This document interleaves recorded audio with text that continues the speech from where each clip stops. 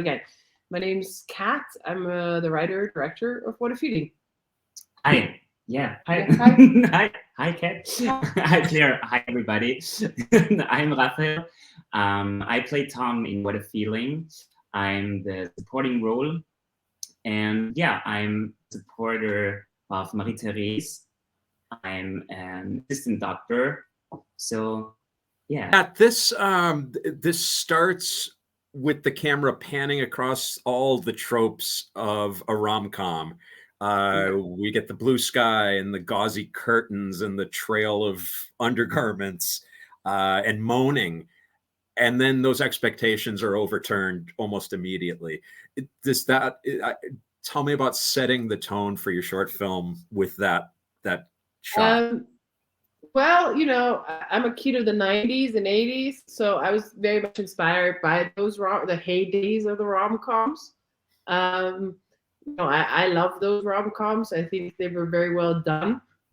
So obviously that inspired it, but we're giving it a twist and we're putting it into the 21st century by, not being the usual suspects in the bed, but, different kind of lovers.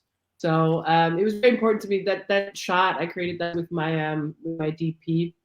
And we had great fun doing it. Obviously, there's a lot of headache with the wooden creaky floor and things like that. But we had great fun doing it. We actually had to cut it because we had, it was way, way longer. But then that would be too long of an entrance and too much moaning. So you can never have too much moaning. Oh, no, you can never have too much moaning. But we wanted to jump in and see who was moaning. There we go. Okay, fair enough.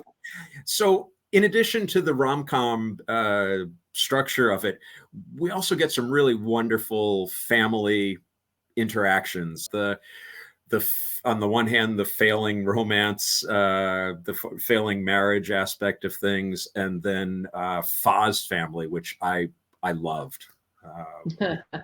Yeah, I mean, I think it's inspired. It was definitely inspired by families I know, by my own family, and Portia and I are very good friends and have been good friends for 25 years. So I know her family very well. So a lot of those things that we know from our everyday life and the family structures that we're in that sometimes make it maybe a little bit harder to be yourself definitely influenced my writing of that.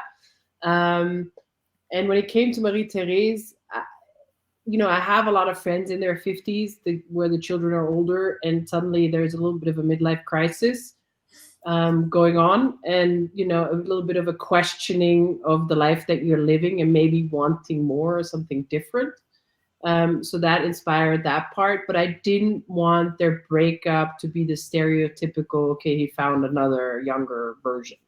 I wanted him to really have this life crisis and kind of ask the meaning of his own life, which then propels Marie-Therese to figure out what she really wants.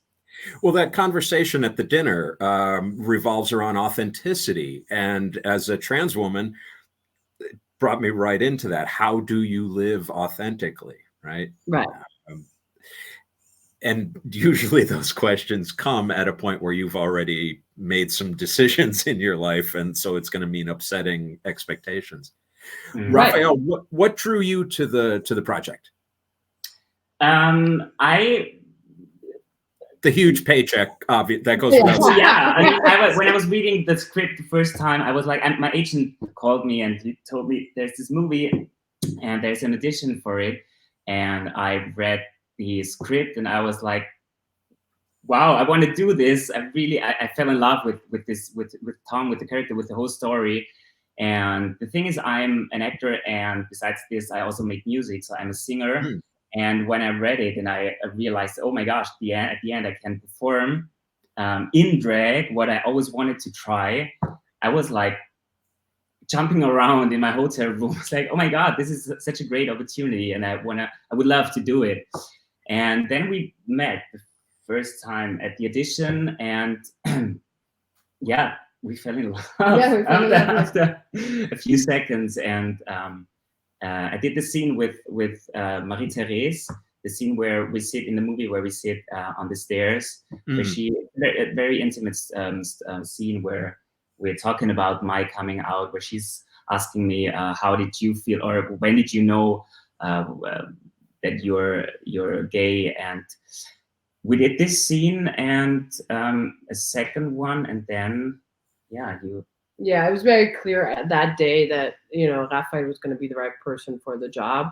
Also because he and Carolina, the actress who plays Marie-Therese, had such a natural chemistry and rapport. They got along, and it felt like they've been friends for a long time. And they did have this dynamic of, you know, younger, you know, doctor assistant but friend, who really in that scene gives her the permission or the confidence to maybe explore the side of herself. Yeah. As long as you bring up the ending, and since we don't have to worry about spoilers, Kat, I saw in the ending, the very end sequence, I saw echoes of Birdcage and and Priscilla, of course, Queen of the Desert. I know. Intentional? It's very funny. It wasn't intentional. I mean, I'm very good friends with my DP, and we talked about that scene a lot. I mean, I was at the time more concerned about, you know, all the moving parts, you know, the playback music, the choreography, because, you know, this whole scene is basically set during this song. So every moving part had to fit at the right time. Otherwise the cutting would have been a nightmare. So I was really worried. And when Michael Schindecke, when he started lighting it and I saw the close-up of you starting to sing, I was like, oh my God, it looks like Priscilla. And obviously I loved it, right? But I can't say that that's more of that, right? But I can't say that we discussed it and I said I wanted to look like Priscilla. I think he probably, you know, Michael probably watched a lot of movies to get inspired as well. And that just came naturally with the light that we had already set up during the week of shooting at the bar. But I obviously love that homage to it, you know, because these movies are, you know, movies that I watched when I was younger and that inspired me. Priscilla is one of my go-to movies when I'm feeling down. I pop that in, and it consistently makes me feel better. So it also has such a big heart, that movie, you know. It's so, yeah, just love it. Well, for a piece that has the humor and has the romance, there are also themes of race and wealth and class that are brought out as well. So the balance of those serious and I mean the people that are chosen to be at that anniversary dinner turn out to be probably not the people you want at your anniversary dinner. No, definitely not. But they're definitely part of Viennese society, and I'm assuming, you know, it's also part of other societies. You have these stuck-up friends that live, in my opinion, probably a fake version of a life, you know, that's not very authentic. So it's a little bit, I always call the film a little bit of a grumpy ode to Vienna, because I mean, there are aspects of the city, the beauty, and also the grumpiness sometimes that I enjoy of the people, but it's still very conservative and still needs to do a little moving into the 21st century. So that was part of that aspect that I wanted to show. Well, I wanted to ask that. What is Vienna? What was the queer culture in Vienna like? It's gotten a lot better. I will say that. There's a joke. It's like if the world, you know, comes to an end, move to Austria because everything comes 20 years later. Here. That's true. So we're behind. We're behind. There's a lot to do. It has gotten. No worries. Vienna's gotten a lot better. So there is progress, but it is very, very slow. Austria is very slow. So I think this is the first, let's say, mainstream queer romantic comedy that's playing in theaters in Austria, which shouldn't be the case, but it is. And for that it got financed and everything, I think that's a big step forward, but we definitely have a lot more work to do. That being the case, Rafael, what does it feel like to be part of, if not the first, one of the first features that's LGBTQ friendly, that hopefully would move the conversation a little bit forward from there? It's an honor. It's a huge honor to be a part of it, and I think I hope that it's gonna be seen all over the world, and not only in Vienna and Austria. I think we're going to Germany, right? Yes, After- we're having probably a theatrical release in Germany in the fall, so that's great. We have a couple more festivals in the US and also in Rome, and I think some in Eastern Europe. So it is very exciting that I think, but also why people seem to move towards it is also because we're not showing 20 somethings, which is we have a lot of coming of age stories on Netflix and everything, and I think that's great, and I think that's important. But As I a would woman like of to a see certain myself- age, I enjoyed it. I appreciated that. But I think we need more stories. Also, we need diversity within our diverse community because there's so many more stories. And I think the coming of age is great. But I personally, when I was sitting in the pandemic, watching these films, I didn't see myself represented because the stakes are, it's not like they're not high in, when you're 20, but, it's less major decisions because you still have most of your life ahead of you. In the middle of your life, these decisions weigh more heavily on you and the people around you. So I think it would be nice to have more stories of older people. All right, last question. This is the deep philosophical one, so I hope you guys are ready for this. We're ready.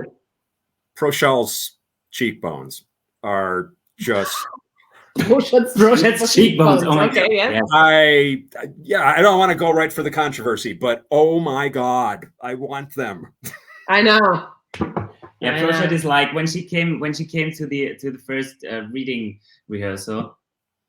I was like, I mean, I knew her. She's like a star here in Austria and in Germany, but she's insane. She's like, yeah, stunning. She's so beautiful. Yeah, she's wow. She has amazing cheekbones. Sorry, yeah. Truth. Yeah, she has amazing cheekbones. She's she's amazingly beautiful. Had she rapped before? Inside and out. Right? Had she rapped before? No. If she would be sitting here, she would tell you.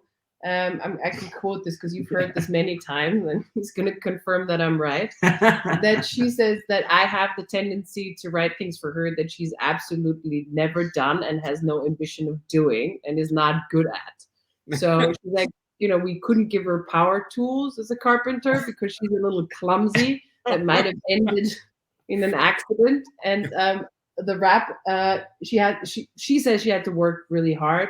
She made it look very effortless. I think she's talented. I think she's talented. She's really talented, and she's like, yeah, she can do this. She can do this. She just feels it's out of her comfort zone. So she really pushed herself out of the comfort zone. So this hopefully opens the Vienna film community a little bit to LGBTQ, and also perhaps a recording contract for her.